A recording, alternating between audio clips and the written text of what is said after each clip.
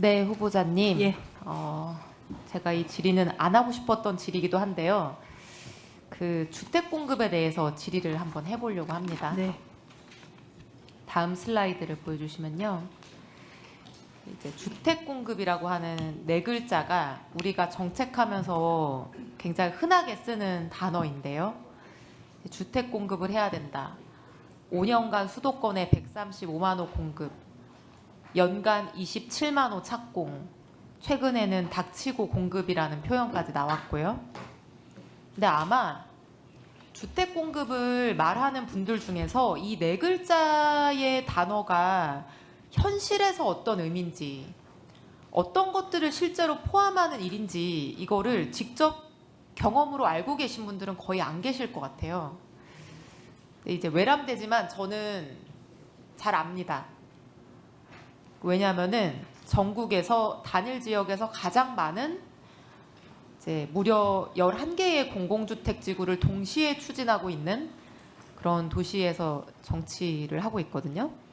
그래서 수도권에 많은 도시가 있는데 여기 슬라이드 보시는 것처럼 11개의 공공주택 지구가 동시에 추진되고 있는 도시는 이제 없습니다. 한 곳밖에. 근데 이제 제가 제 지역구에 대한 얘기를 하고자 하는 취지는 아니고요. 다만 어느 정부에서나 서울 집값 잡기가 화두로 등장할 때마다 홍역을 앓고 온 동네가 공사판인 어느 동네의 얘기다 이렇게 생각해 주시면 좋을 것 같고요. 이제 어느 정부나 이거는 제가 6년 동안 일하면서 뭐 여당일 때도 있고 야당일 때도 있고, 근데 어느 정부나 서울 집값을 잡겠다고 하면서 서울의 좋은 땅에는 아파트를 짓지 않습니다. 서울에는 주택 대신에 멋있는 업무지구를 짓고요. 녹지 보전을 합니다. 좋은 시설들은 여전히 다 서울 중심부를 떠나지 않습니다. 대신에 힘없는 경기도의 도시들은 인정사정을 봐주지 않습니다. 그 도시의 도시계획, 도로교통사정, 하수 인프라의 부족, 이런 어떤 것도 어떤 사정을 얘기해도 고려해주지 않습니다. 주택 공급이라는 명분이 있기 때문에 그린벨트도 마구 해제합니다. 그래서 한 번씩 이 공급 대책을 묶어서 발표하는 철이 오면은요, 저는 이제 잘 모르시겠지만 저는 경험자이기 때문에 말씀드리면 발표 전날 아니면 빠르면 며칠 전에 그 지역의 시장과 지역구 국회의원에게 통보를 하러 옵니다. 말 그대로 통보를 하고 보도자료에 몇 글자를 딱 박아서 발표를 합니다. 과천 뭐 땡땡 지역 1만 호, 의왕 땡땡 지구 뭐 14,000호 이렇게 발표를 하는데요. 저는 주택 공급을 부동산 정책에 있어서 굉장히 중요하다고 생각하는 개인적인 입장을 가진 사람임에도 불구하고 어떤 미디어 그리고 정책 환경에서 공급 이제 너무 쉽게 그 얘기가 이제 소비되는 걸 가끔 볼 때, 아, 현실에서의 주택 공급이 어떤 건지 결정자분들한테 한 번은 제가 알려드리고 싶다. 그런 경험이 없는 분들이 많을 것 같아서 그런 생각을 하거든요. 왜냐하면 죽는 소리를 하고 싶어서 하는 건 아니고요. 그거를 정확히 알아야 공급도 제대로 빠르게 될 수 있다고 생각을 하게 됐기 때문입니다. 그래서 그냥 제 얘기를 사례로 한번 얘기해드리고 싶은데요. 네. 저는 2020년 5월에 제 첫 임기를 시작을 했고요. 그래서 만으로 딱 6년 정도 됐습니다. 근데 제 지역구에는 매년 또는 경년 수준으로 공급 대책이 발표가 됩니다. 일단 서울 집값이 오른다 또는 주택 공급이 적다 이런 비판 여론이 확 커지면 여지없이 물량이 떨어집니다. 그래서 저희 지역구는 두 도시가 이제 합쳐서 국회의원 한 명밖에 뽑지 못하는 작은 도시인데요. 이제 이 슬라이드 보시는 것처럼 제가 이제 6년 일하는 동안 4번의 발표가 나왔었고요. 이제 슬라이드는 내려주셔도 되는데, 주택 공급이 이렇게 보도자료에 몇 글자로 딱 박혀서 발표가 되면은 어떤 일이 그 이후에 이제 쭉 생기냐면요. 일단 그 동네에서는 바로 반대 대책위가 결성이 됩니다. 왜냐하면은 보통 다 그린벨트 풀어서 이제 아파트를 짓는데 수백 년간 조상 대대로 농사짓고 살던 원주민 분들도 계시고요.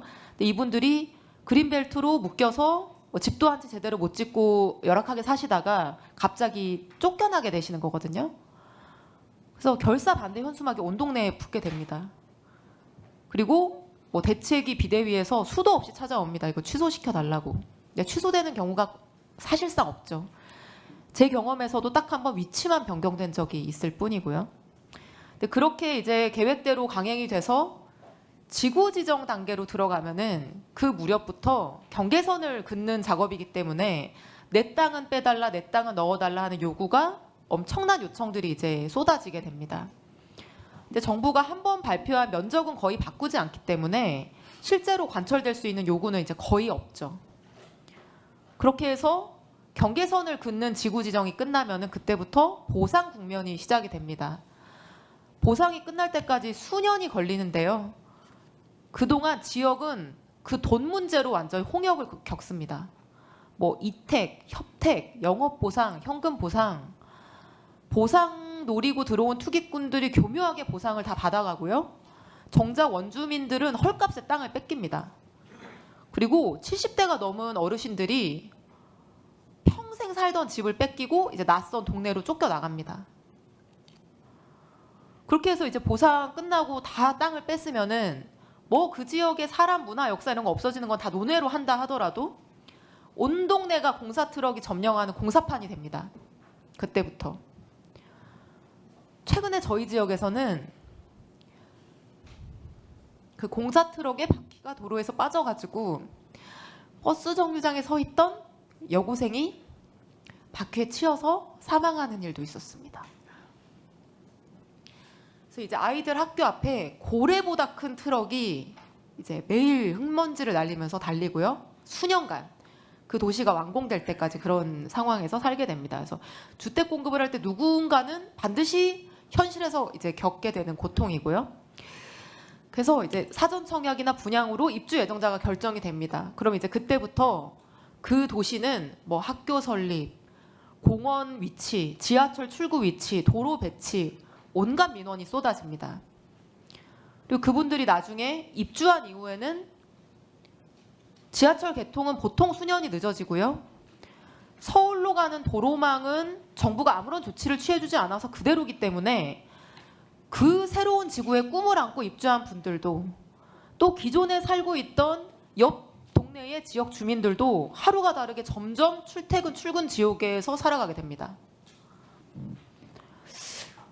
그래서 이제 사실 제가 일하는 이 작은 도시에서만 동시에 11개의 이런 지구가 추진되고 있다 보니까 상상이 되시나요? 이게 전국에서 1등이거든요. 개수로 치면. 그래서 이런 공급 대책이라고 하는 이면에 어떤 현장에서는 어떤 도시에서는 정말로 견디기 어려운, 이제는 너무나 이게 쌓이고 쌓여서 수인 한계를 넘어서는 이런 지역들이 수도권에 서울 바로 옆에 있는 작은 도시들에 생기고 있다는 사실을 거의 아무도 생각하지 않는 것 같아요.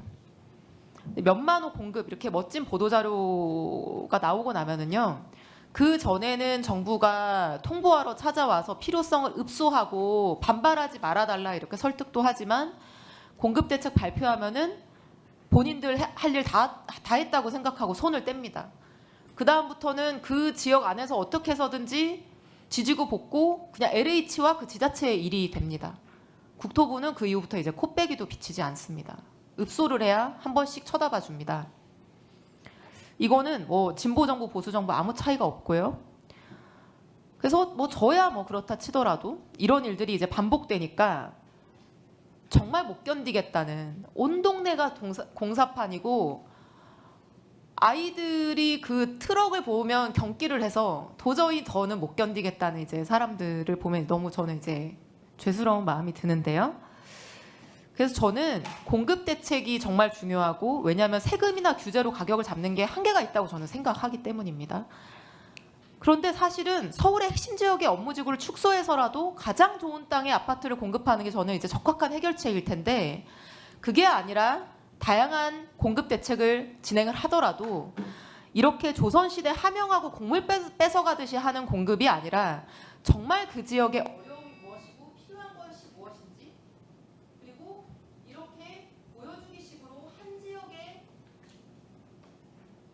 4만 호가 넘는 공급 대책을 이 짧은 기간 안에 쏟아붓는 방식이 아니라 조금 더 사람들을 배려하고 소통하는 방식의 공급이어야지만 정부가 의도하는 목적하는 27만 호 착공과 135만 호 공급이 근처에라도 갈 수 있을 거라고 생각합니다.